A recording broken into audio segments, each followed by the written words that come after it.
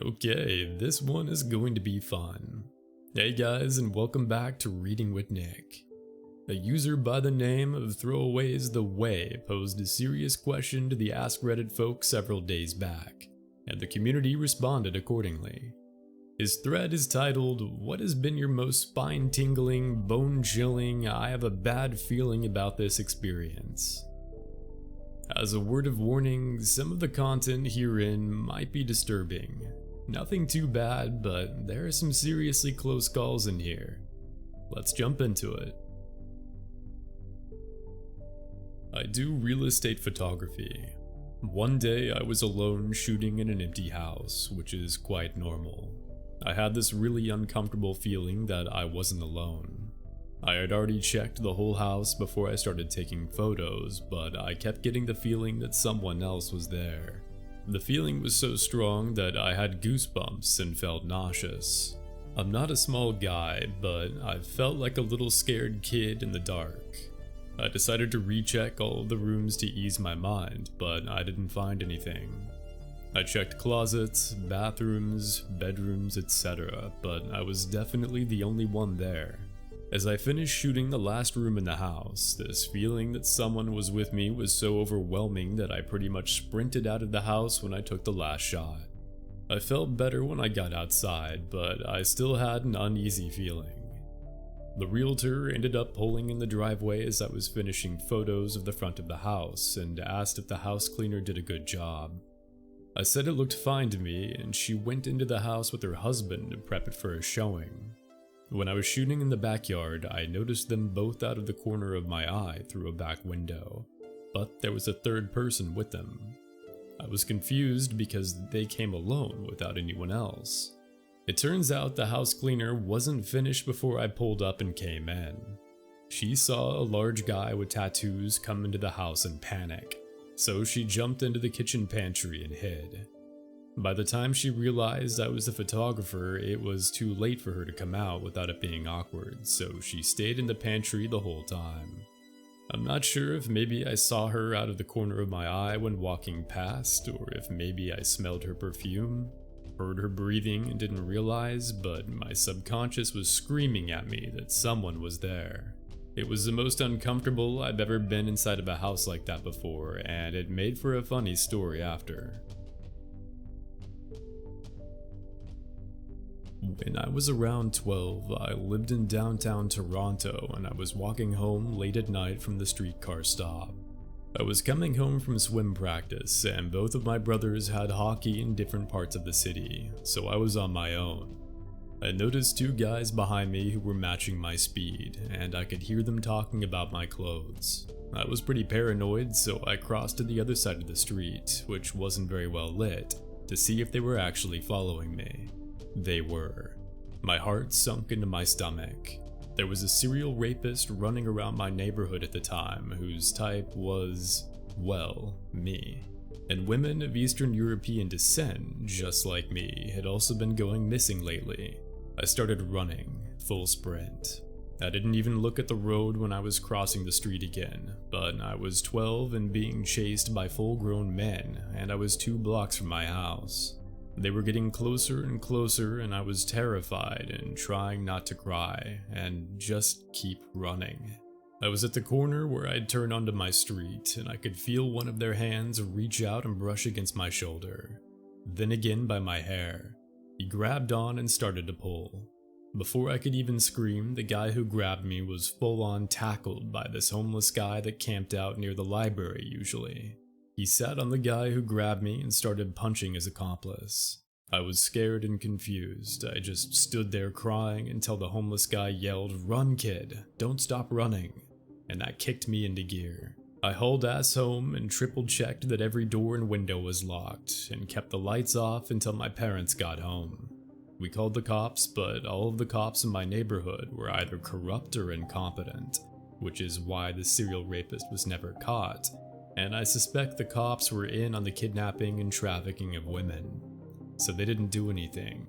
We, my parents and I, found the homeless guy a couple of days later and offered him some food and stuff to thank him. We talked a bit and found out that he was discharged from the Canadian Armed Forces and wasn't adjusting well to being back. I saw him around for about a month or so after that and would say hi, maybe give him a juice box or spare change if I had any. But my parents found his family in another city and contacted them. They came and got him. My parents are still in touch with him.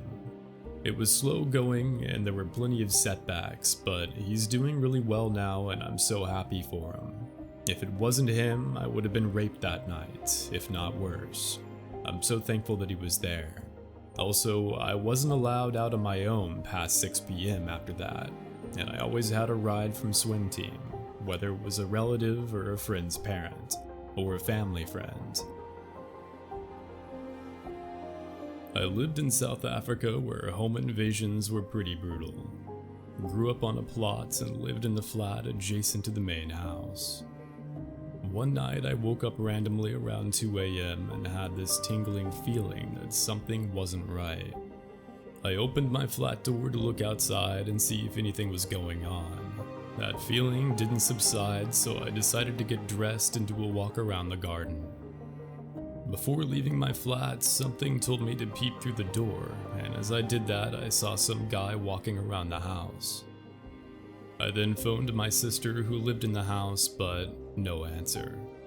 I then phoned my stepmom, and after a while my sister answered, which was really strange. I told my sister to wake the F up and walk around the house and make sure the doors and windows were closed as there was somebody in the garden. She kept trying to blow it off and even said she'd unlock the house doors so I could go inside of the house. I told her that's a stupid idea and I wasn't going outside. Usually burglars are armed and dangerous and I had nothing to protect myself with. My sister missed a breath during our call, something that usually happens when one is frightened. So out of instinct I asked her if everything was alright, and if it was, she should say yes twice. She only said it once. Turns out a group of men had already made it inside of the house, and they had a gun to her head telling her to convince me to leave my flat. A few seconds later, the automatic light outside of my flat turned on. I then told my sister, "It's okay, I'm gonna go back to sleep." I then phoned the police and neighborhood watch, which took the longest 30 minutes of my life to show up. Once I saw the police lights outside, I had to make a 100-meter dash to the gate to open it up for them. I then talked them over what happened and that we should investigate the house. I walked around the perimeter with them until we found where the guys had entered. When we entered the house, it was totally trashed. We made our way to the main room and found a blanket over the bed. When I yanked the blanket off, I found my whole family underneath. Tied up, frightened, and shirtless. This included my 1-year-old niece. If it weren't for my instincts, they would not have hesitated to kill me and probably do worse to my family. They already poisoned my dogs. Must have been a guardian angel or something looking over my shoulder that night. It was about 9 or 10 in the evening and I was heading home from a really bad day. It was a 10-minute walk from where I was to my home, and I stopped by a red light and waited. It was in the middle of the week, and on the way from my date to the red light, I've met like one person, so there weren't a lot of people out. From nowhere, I got a really bad feeling, and I knew that someone was watching me. I turned around, and there was a man right beside me. He just stood a bit too close. He saw that I've seen him and started talking about how nice the summer rain was. I ignored him and started walking, although the light was still red. He started walking too. I sped up for a bit and so did he. My fight, flight, or freeze immediately hit, and from nowhere I stopped walking. He was caught off guard and took a few more steps before he stopped too. He asked me why I stopped and I almost yelled at him that I didn't want to speak to him. That his behavior is freaking me out and told him to keep walking. He started to argue and I yelled, "Just go." He started walking slowly. I stood still, watching him as he walked. The feeling in my stomach didn't leave, it actually was getting worse. He stopped by a bus stop, and for a second I breathed. He was waiting for the bus. Well, just next to the bus stop was an alley, a really dark alley, and behind it a dark parking lot. He stared at me while he stood there. He was waiting for me. I tried to contact a friend, but no answer. I hid behind some construction materials, and on the third try I managed to contact my friend. She wasn't home and couldn't help me. She asked if there was anyone else there, and I said no. Eventually, there was a man and 2 women walking by. She told me to tell them what was happening. During this time, the guy hadn't stopped staring at me for a second. When I walked up to the group to ask if I could walk with them, he suddenly started to walk away. I was right, he was waiting for me. I walked with the group for a bit, but they were turning left at the next red light, and I was going to the other side. I thanked them for helping me. We walked our separate ways, and within seconds the guy showed up again. I froze completely, and fortunately the group caught it and ran over to me. The guy saw them, turned around, and walked away. They walked me to my doorstep, and I thanked them over and over again. I am 100% sure that he planned on doing something horrible to me, and I'm forever thankful for those 3 strangers who may have saved my life that night. The time that I noticed 3 men in a white truck following me. I thought I was being paranoid at first until I pulled into a gas station and then out of the other side, and they followed me. Even then, I was so used to being told I was overreacting that I didn't call the cops. I just kept driving in the opposite direction from the town that I lived in until they got caught at a stoplight. I quickly turned into a neighborhood and took a bunch of random turns and drove around some more before heading home.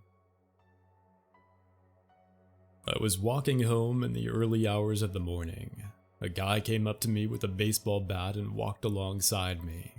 He started making weird conversation, saying stuff about how weirdos come out at this time of night. He drops a $5 bill on the ground and low-key dares me to pick it up. I sped up and made my way away from him, but the vibe was undeniably creepy. I didn't pick up the money. This was my friend's intuition, not my own, but it for sure saved our lives. About a decade ago, sometime in January or February, we were standing outside in downtown Chicago smoking a cigarette. All of a sudden, out of nowhere, she gets this worried look on her face and says, "I don't like this spot, come over here." It wasn't 3 seconds after we took a few steps, no more than 10 feet, that this giant ice block falls off the building and shatters exactly where we had been standing. It would have crushed and killed me definitely, and her very likely, had we not moved. It was so shocking that everyone on the bustling street just stopped and stared at us, mouths agape.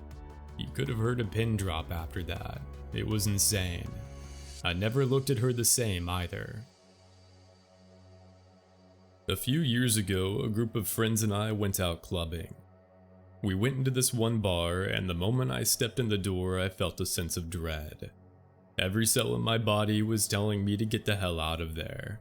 So after about 20 minutes, I convinced my friends that something felt really wrong. We left and went home. The next day, there was a news story about the club. There had been a shooting on the street in front of it, and the people who had committed the shooting had been inside of the club while we were there. The day that I just knew my good friend had died, I had this horrible sense of dread and overwhelming need to get to him. I was absolutely panicked, like I swear I could hear a clock ticking away in my head. I had been texting with him hours before, and we were supposed to go cut down a Christmas tree. I had to threaten the girl whose house he was at to go back to the house and check on him, or I was going to call the police.